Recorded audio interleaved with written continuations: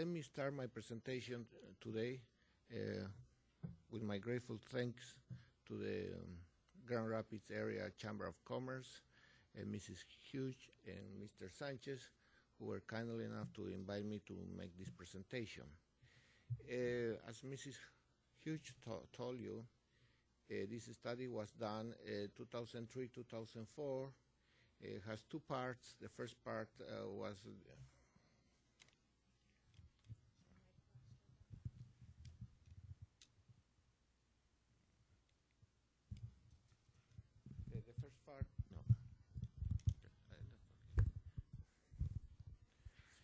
the first part was done using secondary data from the U.S. Bureau of Census. Based on the results that we got from that study, we focused on a survey to a group of Latino immigrants in the area. What were the main purpose of this study? First, to observe the growth of the Latino population in Michigan, and especially in the Grand Rapids area. And second, to see how social capital, and one of my expertise is social capital, affects the immigration process. As I will show you later, the results that we obtained show us that social capital plays a very important role in all the immigration process, from the sending communities to Grand Rapids, and from Grand Rapids to the sending communities through remittances.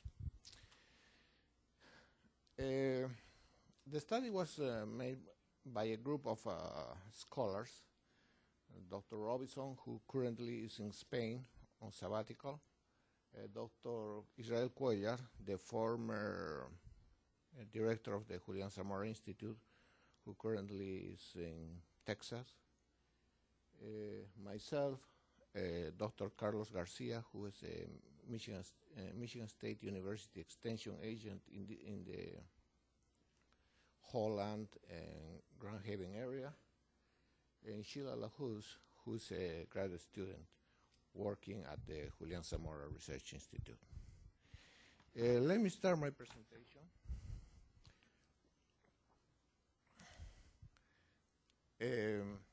With the definition of social capital.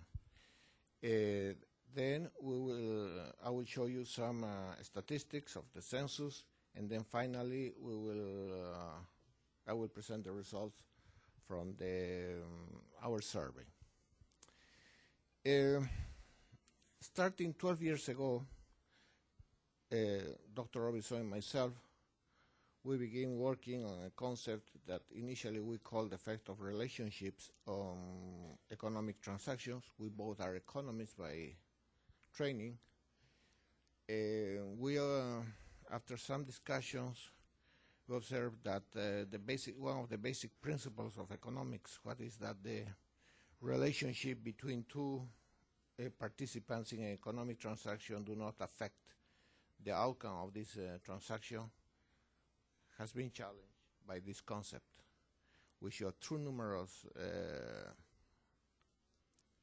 experiments and through numerous surveys that relationships, yes, affect the results of economic transactions. The father of modern economics, Adam Smith, wrote two books. The first, well-known, The Wealth of Nations, where he emphasized the importance of specialization, trade, monetary issues, all of you know. And the second, which was, this book was previously written by by Adam Smith around 15 years before The Wealth of Nations. It's named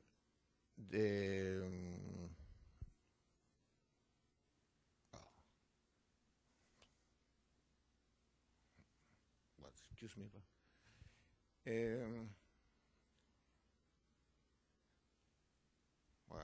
It will come to my mind anytime.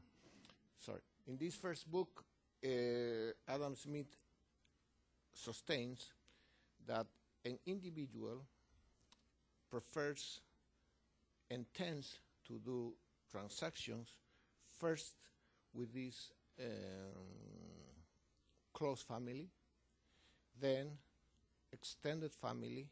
It goes through circles that are extending through an individual, based on an individual, family, extended family, friends, strangers, and these circles continue to expand up to certain point when the circles broke or break.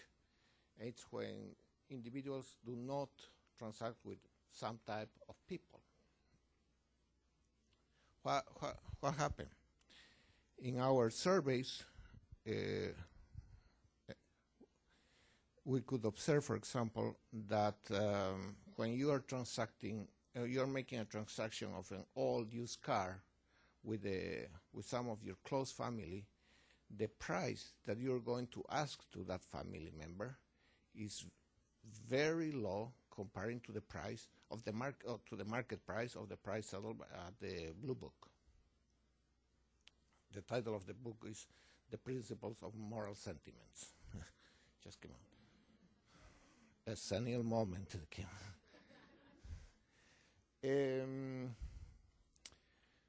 one of our surveys to 1,500 farmers, 500 in Michigan, 500 in Nebraska, and 500 in Illinois, we observed that we asked them how much they will ask a certain plot of land to their close family members. As I was telling you before, the price was below market price. Some friends, the market continues to go a little bit below market price. Strangers, the market price goes, what the economic principle says, the relationship, economics assume that two participants in a transaction are completely strangers, so that fits the rule. When an individual that you are trying to sell something is wealthy than you are trying to get more money than the market price. And finally, to the extreme, 5% of our respondents told us, and I told you before that at a certain point these concentric circles break. 5% of our respondents told us that they will sell their land to their nasty neighbors for all the money in the world. So there's no transaction at all. And this experiment using used car or land or some other instruments we have done practically all over the world, and the response is the same. So we demonstrate to the economics community that relationships, yes, affect the level and the amount of economic transactions. So based on that principle, the former dean of the College of Social Science, Dr. Ken Corey, asked a group of multidisciplinary scholars at MSU to meet regularly until we could obtain a common definition that could be used by the different disciplines. I'm telling you, sociologists, anthropologists, economists, you name it, business, etc. So we met for about a year, and we got this definition. Social capital is a person or group sympathy to another person or group. These feelings of sympathy could lead to preferential treatment or potential advantage for those who have social capital. If I have sympathy feelings towards Mrs. Hughes, she has social capital with me.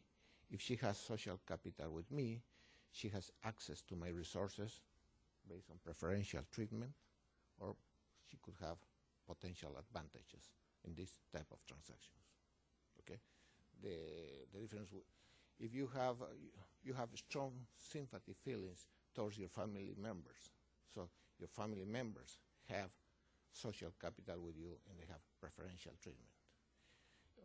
You have some type of strong sentiments towards your neighbors. Your neighbors have preferential treatments from you. What happened, and I can ask any of you, if some of your neighbor comes to your house and knock the door and say, at 6 p.m. just before dinner, say, hey, could you please give me a little cup of oil? I'm running out of oil. Are you going to give him or her? Yes. Are you going to charge for this small cup of oil? No.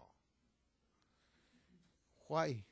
Because one of the principles of social capital is that it's symmetric. Okay? If Mrs. Hughes has social capital with me, I expect to have the same feelings towards her. So social capital is symmetric. Okay? What happens if one of the parties start asking favors from whom he or she expects has social capital? Okay? So he or she starts to depleting his social capital level up to a point that could lead to an exploitation. And at that moment, the person providing social capital recognizes that he has been exploited and the relationship is broken. Okay? Now, one of our challenges was to translate all this theory into Spanish. I'm a Spanish speaker. I'm Latino from Latin America, from Bolivia. And when I was trying to translate the word sympathy into Spanish, it has a different connotation than it has in English. Sympathy in Spanish gives us the meaning of a poor guy. I'm doing this because I feel sorry for him or her. Okay, and that's not the intention of this definition. So, after reviewing some basic dictionaries, etc., we agree that the concept of sympathy is not a static concept, it's a dynamic concept. It goes through a continuum that starts from meeting two people, getting some trust, sympathy, leading to empathy, and finishing with a complete compenetration of both parties, okay? So it's a continuum. That's the only way that we can avoid the concept of poor or feeling, what we in Spanish we call pobrecito, no? The sympathy. Okay. Now, so once that we agree with the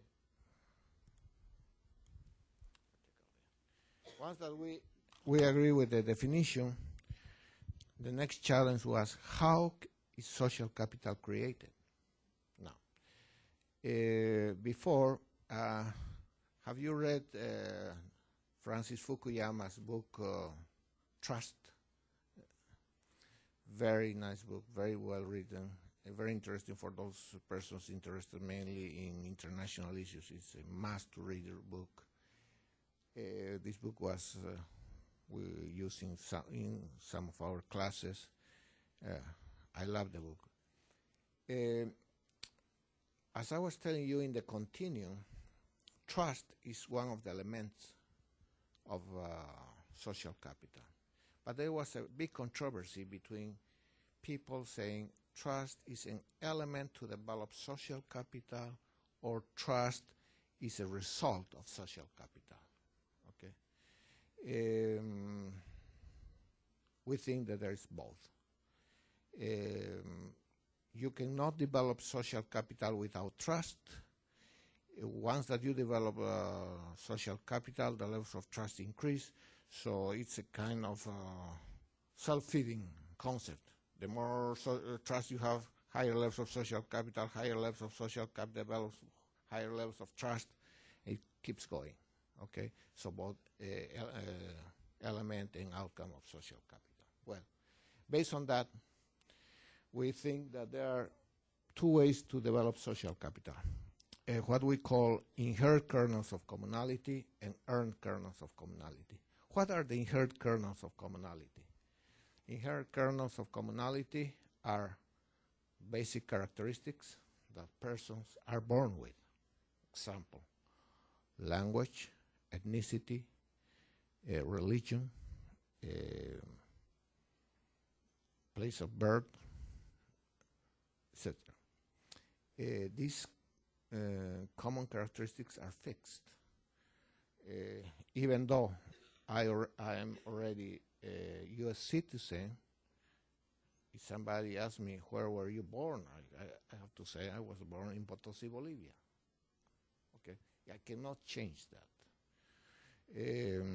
Somebody asks me, what's your original language? Spanish. I think I'm pretty well a pretty well English speaker, but my language is Spanish. Okay, so things that I cannot change. Now, based on these common characteristics, people try to get together.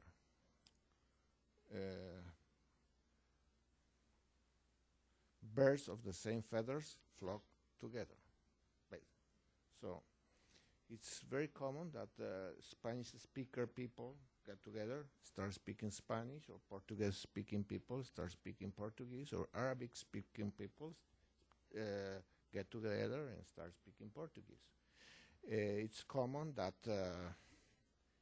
when I'm traveling somewhere, and they ask me, where are you from? Initially I'm from South America. I say, okay, I'm from Colombia, I'm from Argentina, so we talk, we have common issues, etc. So this type of inherent kernels of commonality, as I will show you later, develops a specific type of social capital. Now, what are the earned kernels of commonality? Something that a person can develop, can earn through time. First, education level. There are engineers, there are lawyers, there are economists, there are computer science, historians, etc. Second, another way related to earns kernel of commonality is to join a club. For example, a Rotary Club, members of the Rotary Club, members of Kiwanis, members of the Grand Rapids Geographic Society, you name it. So these earners of commonality develop other types of social capital. Now, before going to the next chart, let me tell you that social capital is not common for everyone. There are different types of social capital. At the same time, everyone has some type of social capital. In some conferences, they ask me, is social capital only, or do only the rich have social capital? No. They have certain type of social capital. Do the poor, why I'm giving you these examples, one of my majors is international development, so I have to deal with poverty and development. Do the poor have social capital? Yes, they have social capital, and they have a specific type of social capital. Okay, and the rules of the game in these different type of social capital are different. Yes, but the outcome is the same: cooperation, networks, you name it. Before going to the different type of social capital, let me give you an example. A few years ago, we did a study in Mexican town in Detroit, trying to see how social capital, the role that social capital plays in the labor markets. So we went to Mexican town. I assume most of you have visited Mexican town. For me, the best place to eat some good tacos. So we went there and asked youngsters that were in the neighborhood, what do you do to get a job? So, well, You see, I go to one of my family members, my uncle, my cousin, my brother, etc. Tells me that there are some openings. I go apply, get a job. What type of jobs do you get? Well, I can get a job in McDonald's, in a mechanical workshop, a painting workshop, but I got a job. Okay? Certain type of networks. Okay? 10 minutes from Mexican is the Renaissance Center.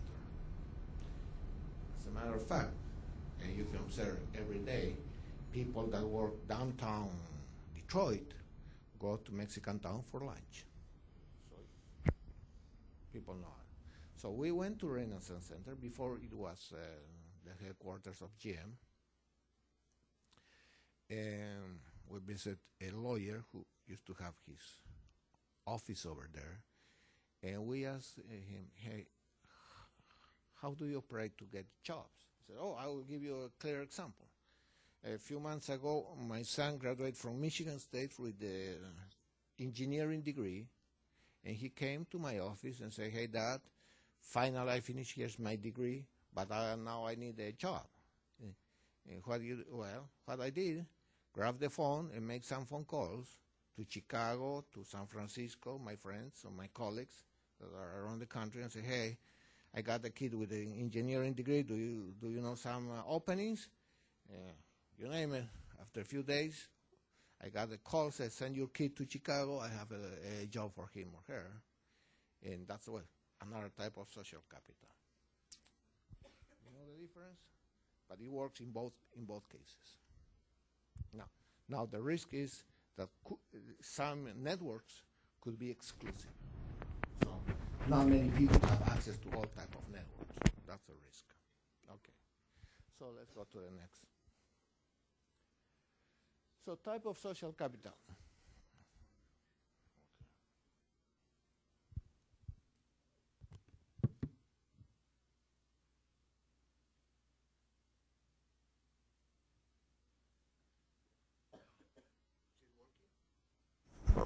Doesn't work.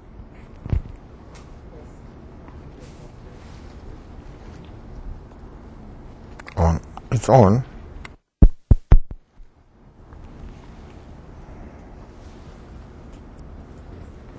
It's on.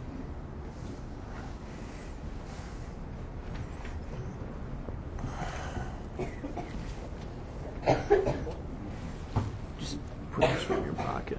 This is for camera feed. This one will be your little stuff. I will need this one? Yeah. Okay. Okay. So, as I was telling you, the different kernels of communality lead to different types of social capital. The inherent kernels of communality, something that is fixed, lead to bonding social capital. Bonding social capital could be fine in familiar relationships, close family, extended family, and as I will show you a little later,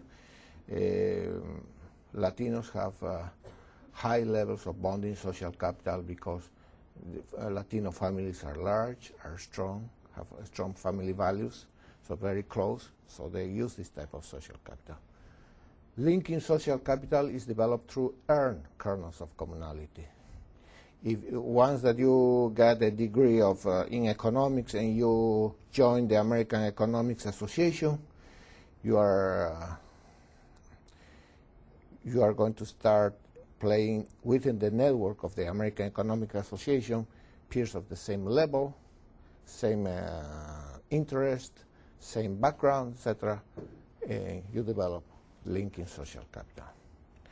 The third type of social capital is the bridging social capital. That is, as I told you, linking social capital is horizontal between peers of the same characteristics. Bridging social capital is vertical. The relationships are asymmetric. People here, wealth plays a key role. Bridging social capital, for example, could be fine between a farmer and one of the farm workers. while the farmer tries to have certain rules towards the farm worker tries to gain access to the farmer, wealth and benefits, networks. And finally, what we call latent social capital, that could be of any of the three other characteristics. But as the name implies, it's in a latent state. Something has to happen in order to this type of social capital ignites. And we found that there are two ways to ignite social capital. Through, first, external intervention. If you go to a community who has some of these characteristics, earn or acquire or inherit social capital, you go to a community and start doing a developing project based on empowering the community members to participate in this development project. Some type of latent social capital develops, or the latent social capital develops, and the community members recognize that they have another asset in their community. Something related to this concept, community development projects in the past were focusing on the community deficits.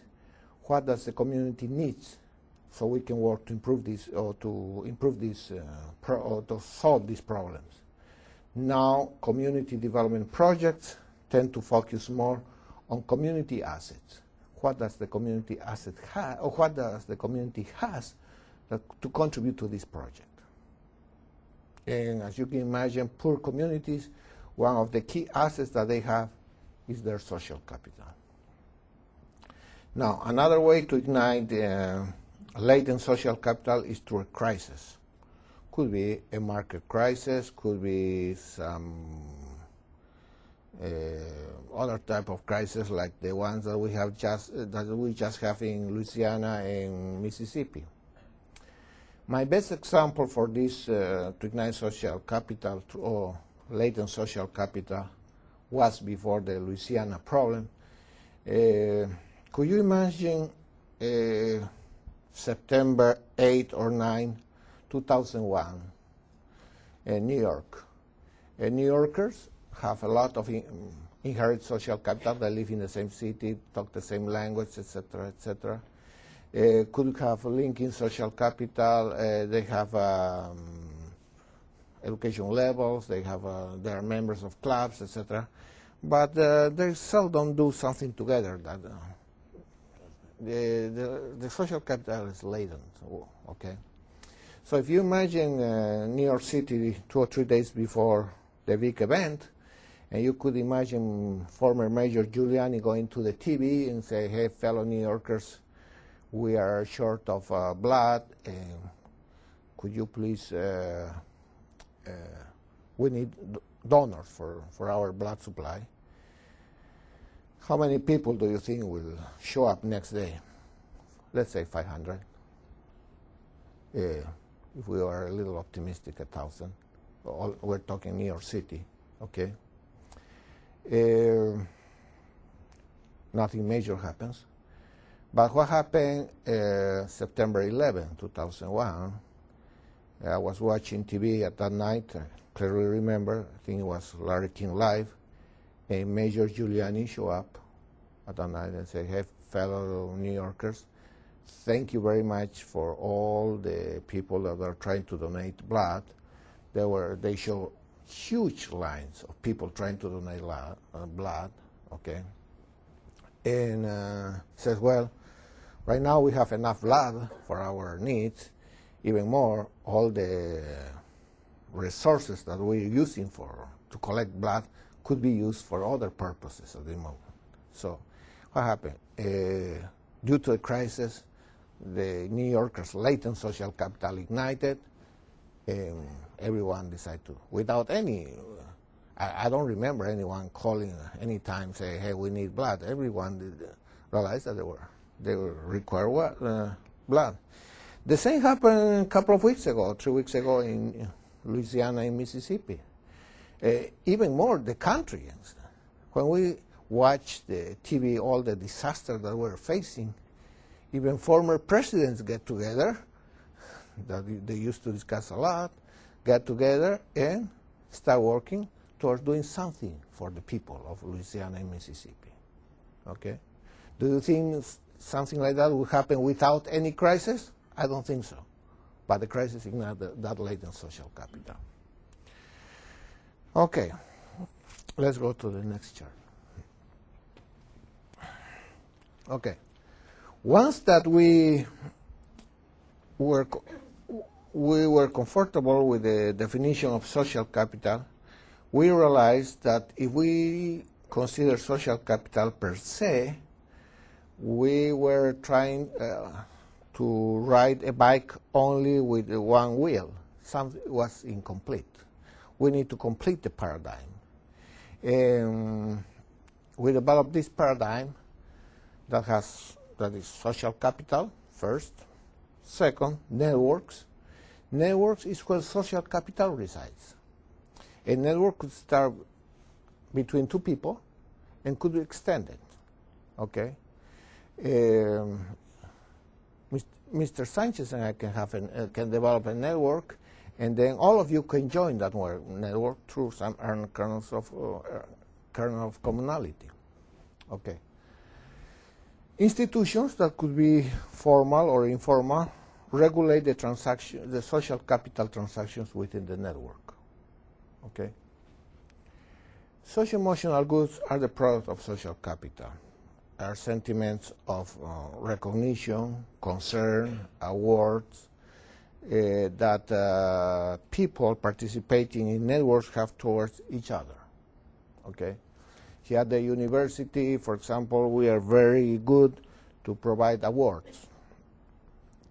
So, giving an award to a person, we are giving some type of social-emotional goods. So he feels good, he or she feels good towards this exercise. Okay, and social-emotional goods could be considered also as interests are considered for financial capital. Okay. Now, social capital only exists between people.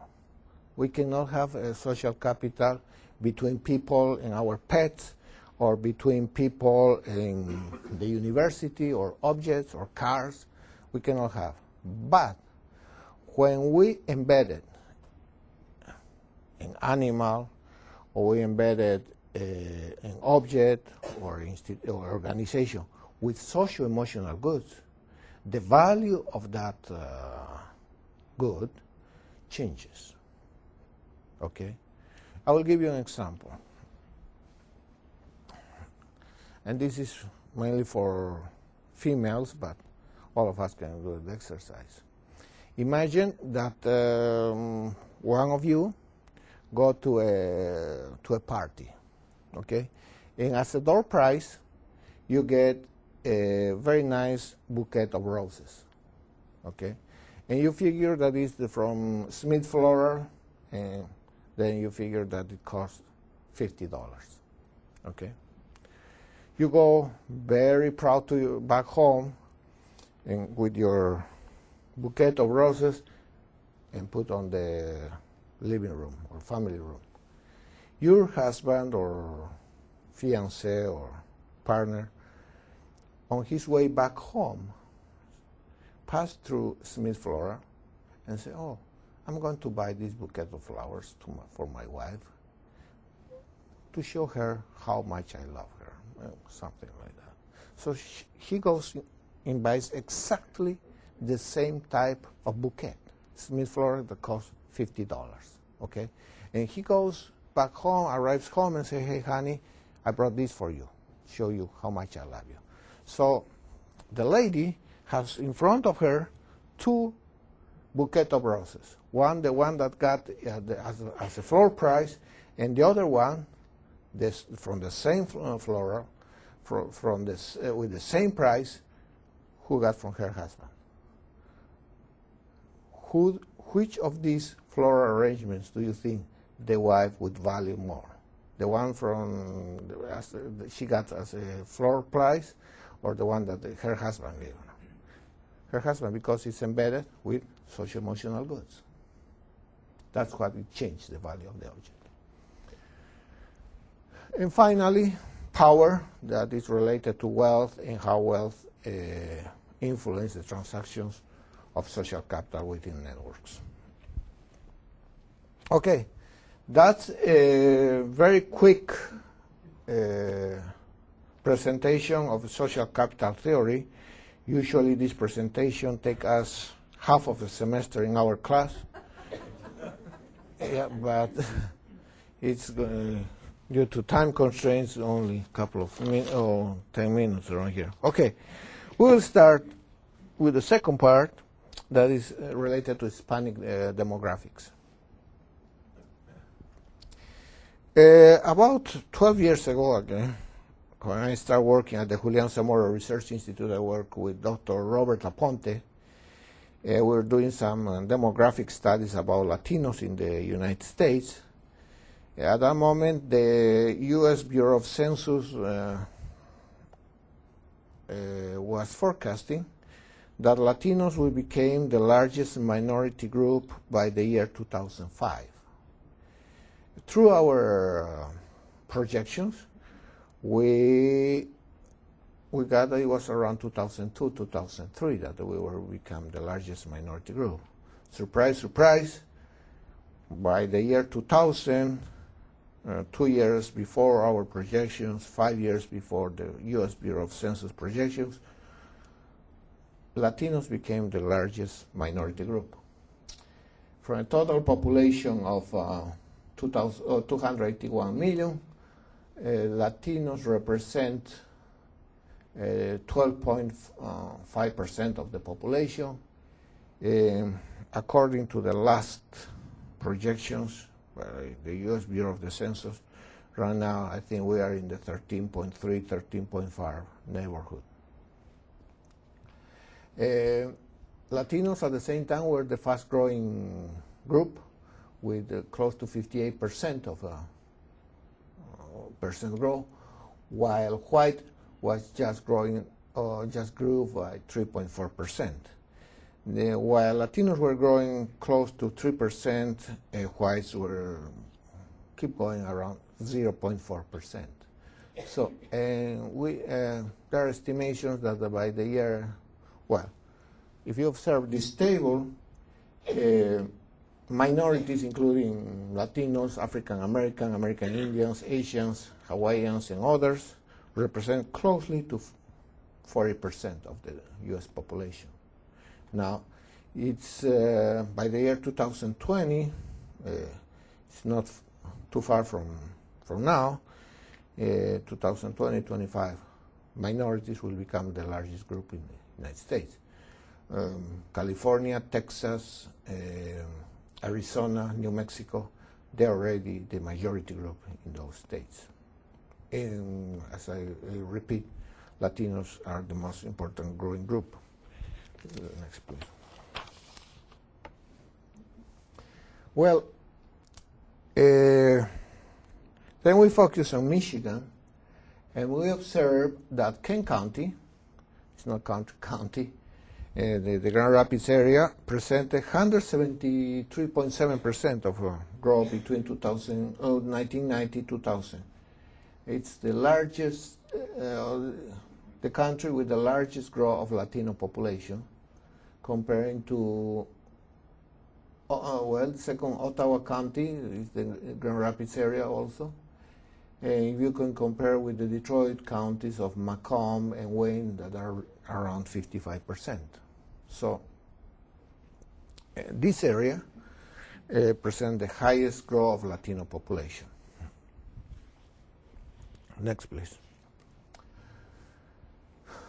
So we know that Latinos are the largest minority group in the United States. We know that the Grand Rapids area with Kent and Ottawa counties presented the highest growth of Latinos between the last two census. And now we concentrate in Michigan, and we observe that Mexicans grew at increased by 60.7%, while other groups like Dominican Republicans and Central Americans grew faster than, or increased more than Mexicans, but if you consider the base number, their numbers are still low comparing to Mexicans that represent around 68% of the Latino population. Now, in the survey that we did, the good news is that our results matches these results, not only in origin, but in income, education, other demographic factors are a mirror of the Michigan factors. So we were very happy to have chosen the right sample. Next, please. Yeah, something very important among Latinos that is related to social capital is the household size. If you observe the household size for white non-Hispanics in the United States, 2.43 persons per household, 250 in Michigan, while Hispanics or Latinos are 362 in the United States, 329 in Michigan. What connotations that these large households have? First, high family values, strong families. In many cases, the family is only not composed, or the household is not only composed by the close family, means father, mother, and kids, but some other family members also live in the same household, uncles, grandparents, nephews, you name it. In many cases, these other family members, extended family members, contribute with their income to the household. Now, if you compare, as we will show you later, Hispanics have large households, low education levels, have the lowest in the nation, and due to their low education levels, they have access to entry-level positions, so low-paid positions, large households. That explains the high poverty rate among Hispanics. Okay?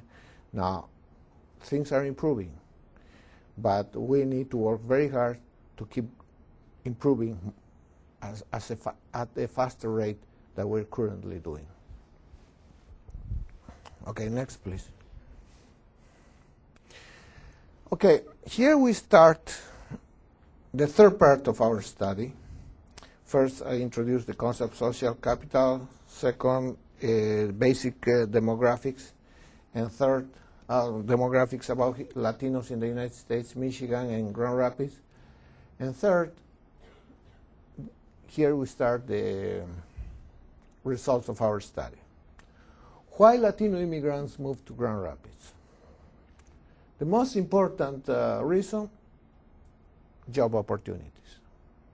Now, second, to be close to their families and for better education. As I will show you later, some immigrants arrive to not only to Grand Rapids, but to the United States, sometimes with a home waiting for them, and second, with a job waiting for them. Or at least they moved to Grand Rapids because someone told them in the sending communities that there are good job opportunities in this area. Now, one of our surprises was they moved here looking for better education.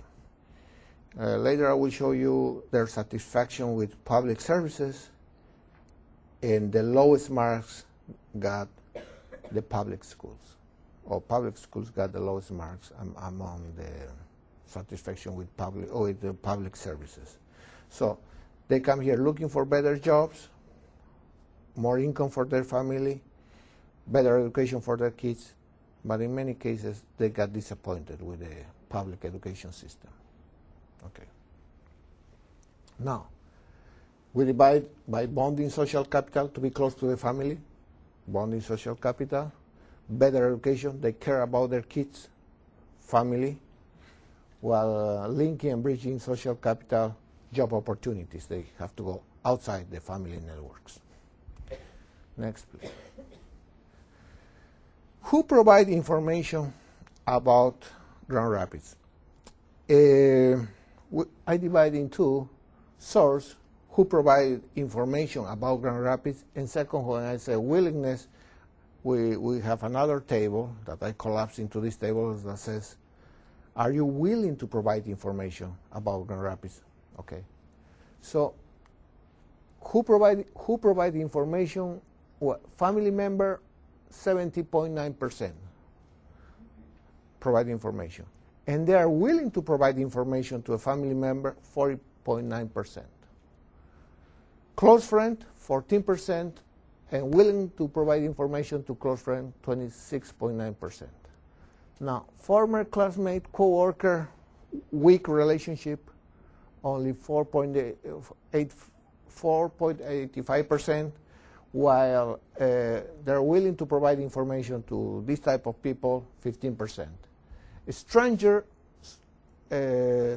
source, 485, perhaps they meet someone in a party back in Mexico or in Dominican Republic, and they say, hey, there's a town in the United States, or there's a city, an area, Grand Rapids, there's some opportunities, etc. They're willing to provide information to strangers, surprise, they're not willing. Says, okay, I prefer to provide information to my family and friends. Found the information in the media, source only 4.85%, willing to provide information through the media, 17.2%. How it's related? They go back to their hometowns and meet in their hometowns. They ask them, oh, what about where did you move? Where are you living? How are the living conditions? They're willing to provide that information. Do they get the same information in the media? Just for 85%. Next, please. Housing accommodations in Grand Rapids. At arrival and currently. Own a house, males at arrival 0%, females 0%. Currently, the 48% own a house, 58% of females own a house. Rent a house at arrival 40%, females 57.1%, currently 37.26. Very interesting characteristic. We discovered that when males migrate to the area, and not only to the area, to the United States, usually they came alone. They left their families back home, and once that they're established, they call their families. Not the same happened with females. Why? Because females, they, in most of the cases, need to bring their own children. So it's a complete package, as you say, no? Mother plus children, while father comes along in the different cases. Stay with relatives at arrival, 36.8%. That's what I was telling you. Many people at arrival, they have a home where to stay, even with relatives, friends. So if you add those two columns, two rows, you have more than 56%. So 1 in 2 immigrants, they have a home to stay at arrival. Only the other have to rent a home. Next, please.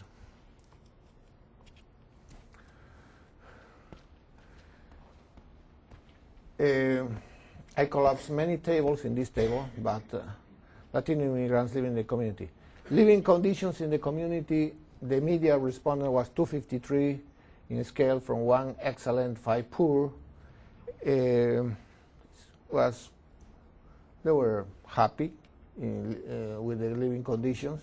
How happy are living in the community? 420, 1 non-happy, 5 very happy. So they're more than happy to live in the community. Feel welcome in their communities, 92, close to 93%. Feel very welcome in the communities. Participate in community events, 3.33 in scale from 1, always and 5 never participate. So they participate in some community events. Willingness to participate in community projects, 94%, and willingness to remain in the community, 93.9%. What does that mean? All this data means all immigrants are very happy with the living conditions here. They are willing to participate in community events. They are willing to be members, active members of the community, and they are willing to contribute with their skills and knowledge to improve the living conditions within the community. They feel very welcome, so they're happy living here. Next, please. Here, the satisfaction with public services. We have police, fire, post office, public schools, public transportation, public library, and as you can observe, public schools got the lowest marks, while the police and the library got the highest marks.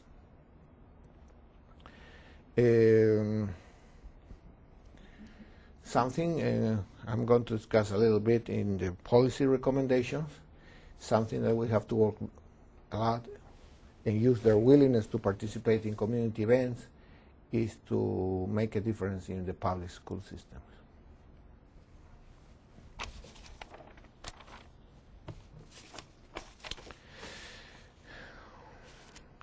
Now let's go to the job market. Information sources for job searching.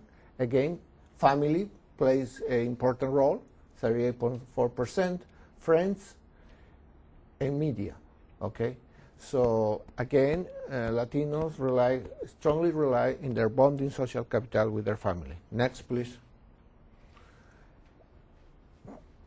Where are they working? Mainly they are working in the industry, services, services related to the tourism, golf courses, hotels, etc. And only few are working in the farm sector. Why? Because our survey was done in the urban area.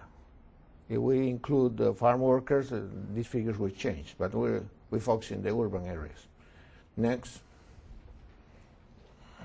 Well, this is a very important chart because they report that 98% buy their groceries in their communities. So most of their income they're spending in their own communities. Something that we buy very frequently, they spend in their communities. Groceries, cleaning supplies, medicines. Now, for big item tickets like appliance, furniture, and vehicles, they try to shop not only in their communities but somewhere else. And here, price, I assume, plays a key role for moving outside the community. While groceries and cleaning supplies, etc., the price differences are small, so they prefer to shop in their communities and contribute by this way to the community well-being. Next. Well, these are the last 3 charts. When we ask them if they send monetary remittances back to their homes, 62.6% reported yes.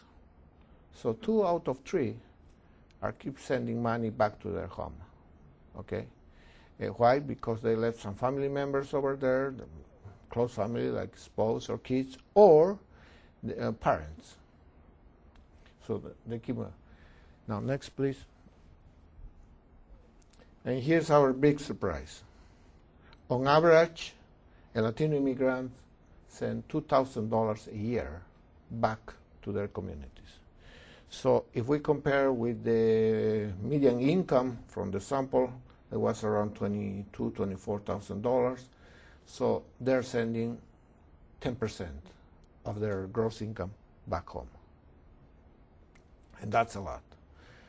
If we well, as you know, Mexico is getting close to $18 billion a year from their residents outside Mexico, mainly in the United States.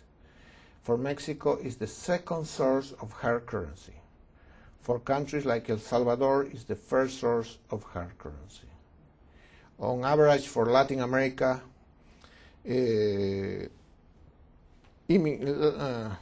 Latino immigrants for Latin America, not only in the United States but in Europe also, are sending back to Latin America more money than all the development projects together do to the region. So this becomes a very important source, not only for the families but for the countries. Finally, very quickly, what are the policy recommendations? Support and strengthen family networks. Latinos have a strong family values, so we have to support that. Second, activate social capital, latent social capital in communities. Explain to you about that. Create educational opportunities. Now, a key place to develop linking and bridging social capital is the school. Why? Because kids from different backgrounds, from different inherent kernels of communality get together. Okay? If we have a strong public school system, we will develop a strong social capital in the community from different groups. Okay? So this is very key. Facilitate the access of affordable housing. You can observe that neighborhoods where the majority of homes are owned rather than rented look better than the other neighborhoods. Why? Because people that own a home embedded the house with social emotional goods. They care about the house. They respect their neighbors. They're concerned about their neighborhood well-being, etc., and they try to preserve the homes. While neighborhoods who are mainly rented neighborhoods, people say, okay, this is not my house, it doesn't belong to me, so somebody else has to take care of this neighborhood. Provision of childcare programs. There are many Latino mothers that need to go to work.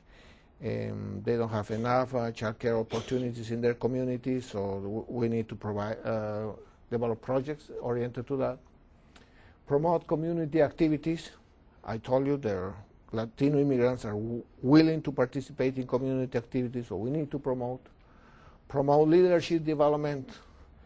Any community, we need to identify the natural leaders, develop leadership programs, so these leaders can lead the community towards better times. Facilitate reinvestment in local communities.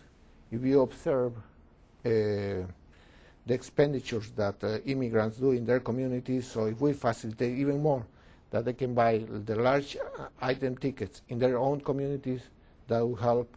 And finally, if Michigan is sending close to $150 million back to Mexico and Central America, we need to facilitate these monetary remittances, because there are some companies that are charging a lot of money for this service.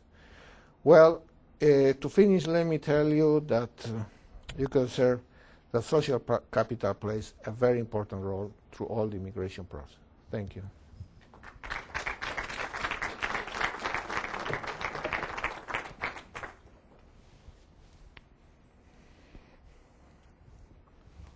Thank you. Thank you, Dr. Silas. As you can see, Dr. Silas has a lot more of information to share with all of us.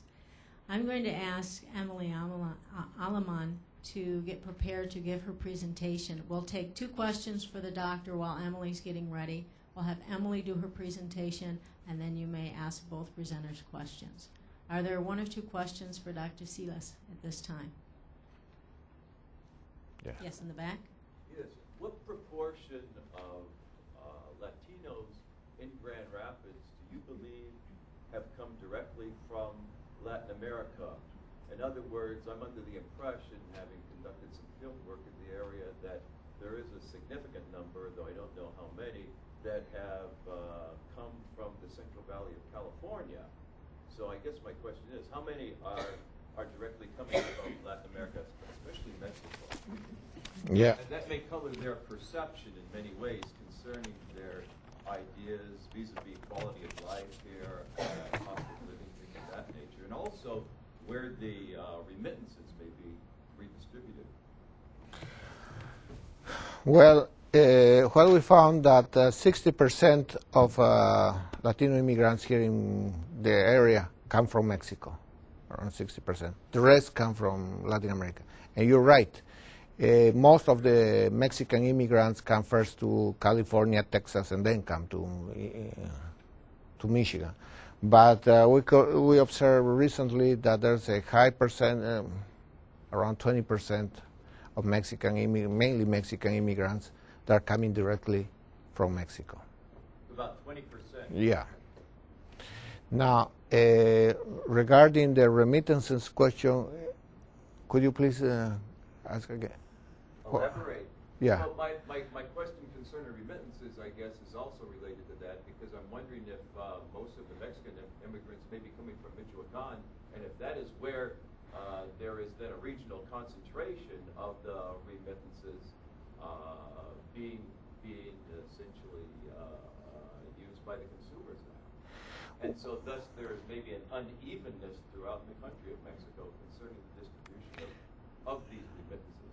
Well, I don't know the answer to this to the question because we didn't ask that where they send back, but I think I assume that they're distributed all across Mexico, depending where the community where they're coming from. If they're coming from Michoacan, if the majority comes from Michoacan, the majority of the remittances will go to Michoacan. Something that I can assure you because I observed during my trips in Mexico and Central America, that while money from international donors, okay, go to local governments, and then the local governments try to establish development projects, few of that money goes directly to the poor of the poor, while this money goes directly to the poor. This goes from hand to hand, you know. And that has a tremendous advantage towards these other programs. Absolutely. Thank you. You're welcome. Yes, sir. I'm just curious with your figures for, satisfaction of living conditions, satisfaction of schools, things like that. If you have any control figures that show if the Latino satisfaction is significantly different from the general population in Grand Rapids or than other minorities in Grand Rapids. Well, we didn't. We don't have those figures. What we have is through all the study. I didn't present the tables. We have sensitivity analysis among Latinos, considering their education level, consider their income level, and considering the years that they're living in the United States. Okay, so recent immigrants are less satisfied than people that are living longer in the area because they already know how the system works. But the recent, well, as Mrs. Hughes told you, this is a 66-page report that cannot be summarized. Well, as I told Mr. Sanchez, we're in the final process of putting this in the website so you can read the entire report. Or we can send you a hard copy, or you can download the hard copy. And the two reports, the other one has 30 pages, so we're talking about close to 100 pages that are summarized in 19 charts. Very difficult. Yes, one more. You're welcome. All right, we're going to bring up Ms. Alaman. I'm sorry, I keep stumbling over that. Emily is the executive director of the Hispanic Center of West Michigan, and she's going to share with us the role of the Hispanic Center and the importance that it plays in social capital here in Grand Rapids. Good morning, and thank you for having me here this morning. I think I'm going to stick to this microphone here. I want to talk a little bit about the services of the Hispanic Center and the role that it plays in the community. For the Hispanic Center has been around since 1978. And the majority of the Hispanic community is very aware of that. Many people in the Hispanic and immigrant community first come to the Hispanic Center as a point of contact when they first arrive here. The center has been pivotal in offering bilingual and bicultural services to the Hispanic community. And I want to be clear because there's a lot of people who are bilingual, but that doesn't necessarily make them bicultural. And this is often what impedes services being offered to the Hispanic community. Some of the services offered to the community are interpretation and translation, employment, youth programming, community outreach, advocacy and support, and cultural and educational events. Our advocacy and support has actually increased since we've seen an increase in the Hispanic community over the last 10 years. We offer on-site interpretation of documents and translation, actually it's translation of documents, such as birth certificates, marriage certificates, divorce certificates, things like this. We offer it at a nominal rate for our clients, as we understand that a lot of the immigrant communities coming into Grand Rapids are, as stated by the doctor, many low income. We also offer on-call interpretation services, many business services such as translation of brochures, different documents that for-profit companies have to interpret, as well as offering interpretation services currently to 4 different school districts, and we have the capacity to translate in over 12 different languages. Our highest demands currently are in Bosnian, Vietnamese, and Spanish.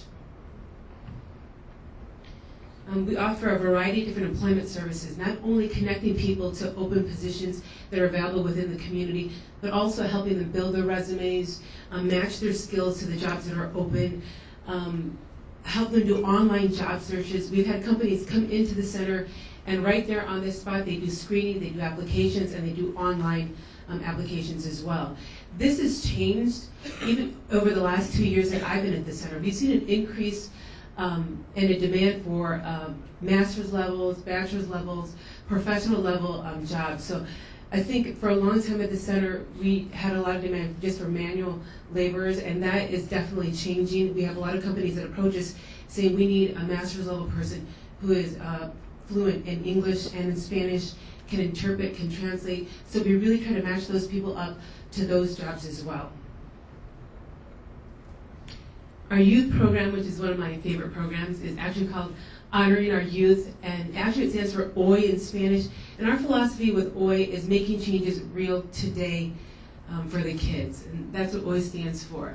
We work with potentially at-risk kids from the ages of 14 to 21, and they're primarily Hispanic, but we never turn anybody away. Although we are the Hispanic Center, we have helped a variety of different people, and it's not always been Hispanic.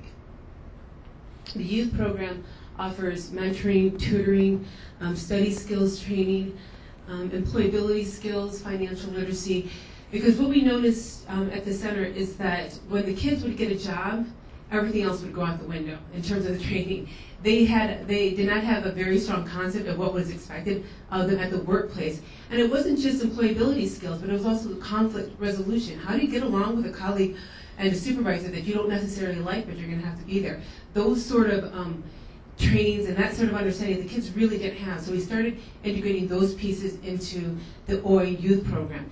As well, we added a new component this year about healthy relationships. Because although we're talking to the kids and mentoring the kids about going on to post-secondary education, about getting good jobs, about making sure they're as prepared as possible, what we would see as well is that they would get into relationships that would impede that from happening. So we looked at that and said, what else can we do to make sure these kids don't get into abusive relationships or get into relationships that are going to stop them from going on and furthering their education and furthering their career. The Hispanic Festival is one of our biggest, it is our biggest fundraiser. This year we had over 80,000 people that participated and attended the Hispanic Festival. I think it's a great event. One of our goals of the Hispanic Festival team is that we really educate the broader community about the diversity within the Hispanic community. We have a variety of different groups. This year we had Peruvians, Bolivians, Puerto Ricans, Cubans, Mexican, a variety of different entertainment and food, so people could create a bit better understanding of what the Hispanic community is all about. We also expanded our family activities area. Before it used to be called children's activities, but we have started to integrate the youth. The teenagers where we're losing them in the middle school. They need to have activities that they can identify with, things that will help them build their self-esteem. For example, this year we had an open mic night because we have a lot of talent within our community, and we really want to draw that out. And that's what helps build self-confidence and self-esteem. So we're really looking at those components and adding those things to make sure that our youth are successful. And a lot of their lack of success has been around their low self-esteem. And they're just really dynamic kids, and we see them shine often. But as I tell my kids, you know, I see you shine all the time. You need to let other people see you shine. Community outreach. We do a lot of community outreach at the center. We have an annual bike helmet distribution. This past May, we gave away 340 bike helmets and raffled off 49 bikes. Along with that, and along with every single outreach activity that we do, we always provide an information and education session about how to prevent accidents, how to work in preventative mode versus crisis. One of our big goals at the center is to really start working in preventative mode as much as possible, because the first year that I was here, there was four house fires. To me, it was an incredible tragedy. We were trying to, at that point, collect money for people for funerals and for household goods and for clothes. I don't like seeing that, and I know the community doesn't like seeing that. So we said, how can we help so these sort of things don't happen? And a way to do that is to educate and inform. So every single time we do an outreach activity, that's what we try to do, along with the bike helmets. We've done fire alarm safety. We're going to start doing a seatbelt safety training. We also do things such as winter coat giveaways. We gave away over 1,400 brand new coats for kids ages 0 to 14 last year. We do the holiday basket giveaway. We do monthly and also weekly food distribution, so there's quite a few things that we do. And as well, we add activities depending on what the need of the community is. If we see a lot of things happening in the community, a lot of crisis situations happening, we try to identify what is the fundamental problem there and how can we help address that. And part of it, too, is just a language issue. People are offering these sort of trainings in other parts of the community, but because there's not Spanish language providers, the Hispanic community sometimes does not attend. Advocacy and support also includes information and referral and immigration. Under our immigration department, we do what I consider basic, and I say that very reluctantly because there is no basic immigration. It's all complicated. It's all difficult. When I refer to basic, I'm talking about we don't take criminal cases, we don't take asylum cases, political asylum, religious asylum, any of those sort of situations. We refer to other agencies. We do residency and citizenship, renewal of work visas, things like that. We also do information and referral. And in the information referral is often, we don't provide the direct services. There are some direct services that we do on site, and there's some that we just can't. But we know people who are able to assist in making sure that that person receives the service. Cultural events, we do the Hispanic Heritage Month, often in conjunction with Grand Valley State University. We do Dia de los Muertos, which is coming up next month. We do a Cinco de Mayo celebration, and of course the Hispanic Festival. One thing that is very important for people to know, we could not do what we do without volunteers. Last year, my second year at the center, one day I noticed there was about 10 people that didn't recognize the center. I thought, well, there's a lot of people that aren't paid staff here, and they were all volunteers. So last year I started tracking how many people helped us at the center do our jobs. When we looked at that, and this is an approximation, we had 240 people that volunteered over 1,500 volunteer hours. If we had to do that ourselves, there's no way we could do that with just the staff that we have. We have 7 staff. So volunteers have been pivotal in helping provide services to the center as well. Some of our best volunteers have been past clients. So for us, we really see that as a great accomplishment that the center is really helping people be a stepping stone to better things. That being said, our mission at the center is just that, maximizing the potential of the Hispanic community, because our philosophy is that we should be holding people's hands throughout their lifetime here in Grand Rapids. Really what we should be doing is helping them get through the hard times in their life so they go on to better things. A great example of that is one of our past clients who about 7 years ago came to Grand Rapids, no English skills. He had graduated from high school in his home country. He'd done some college in his home country. Currently, he has his nursing degree and is studying to be a doctor. Those are the kind of stories we want to repeat over and over again of the different clients that we have coming to this center, because really that's what we're really all about.